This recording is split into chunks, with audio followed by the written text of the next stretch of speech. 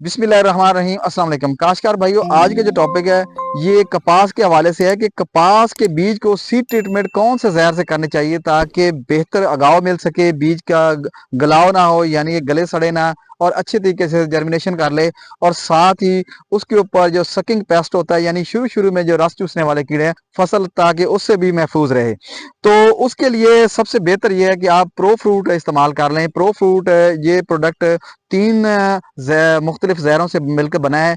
एक तो है इसके अंदर थाइमथाक्सम जहर है, और दूसरे नंबर पे इसके अंदर डाइफेनाकोनाजोल है, और तीसरा जो इसके अंदर जहर है वो फ्लोरडीऑक्सिनल है। ये जो तीन जहरों का ताकतवर मिक्सचर है, ये अगर इससे आप फसल के यानी कपास के बीज की सीड ट्रीटमेंट करेंगे तो आपको बहुत ही शानदार रिजल्ट मिलेंगे। यानी कि शुरू शुरू में जो सकिंग पेस्ट है उससे भी फसल महफूज रहेगी, और जो कपास के बीज की जर्मिनेशन है वो भी बहुत अच्छी होगी। तो लिहाजा कपास के बीज को सीड ट्रीटमेंट जरूर करें, ये सबसे अच्छा जहर है, ये इसका इस्तेमाल करें। इसके अलावा आप हुमरे का इस्तेमाल भी कर सकते हैं, या आप अलहदा से जहर लेकर भी इसके लिए सीड ट्रीटमेंट कर सकते हैं। यानी आप अमीडा क्लोपर ले लें और डाइफोनाकोनाजोल ले लें, और दोनों को मिला के इसके ऊपर कुछ कलर मिला के बीज के ऊपर इसको लगा देंगे तो आपको इससे भी बेहतर नतीजे मिलेंगे। तो इसकी मिकदार इस तरह होगी कि अगर आप डाइफेनाकोनाजोल लेते हैं तो वो आप जो 5 ml है वो 1 किलो बीज के लिए काफ़ी होता है।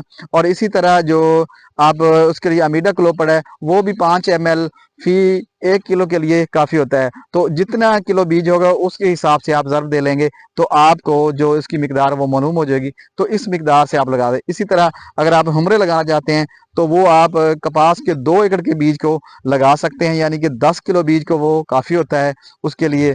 तो वो 10 किलो बीज को लगाकर आप अपनी फसल की यानी अपनी कपास के बीज की सीड ट्रीटमेंट कर सकते हैं। तो इन जहरों में से कोई भी, लेकिन कुछ काश्तकार भाई अकेला सीडो का इस्तेमाल करते हैं, यानी क्लोथियाडीन का अकेला इस्तेमाल करते हैं।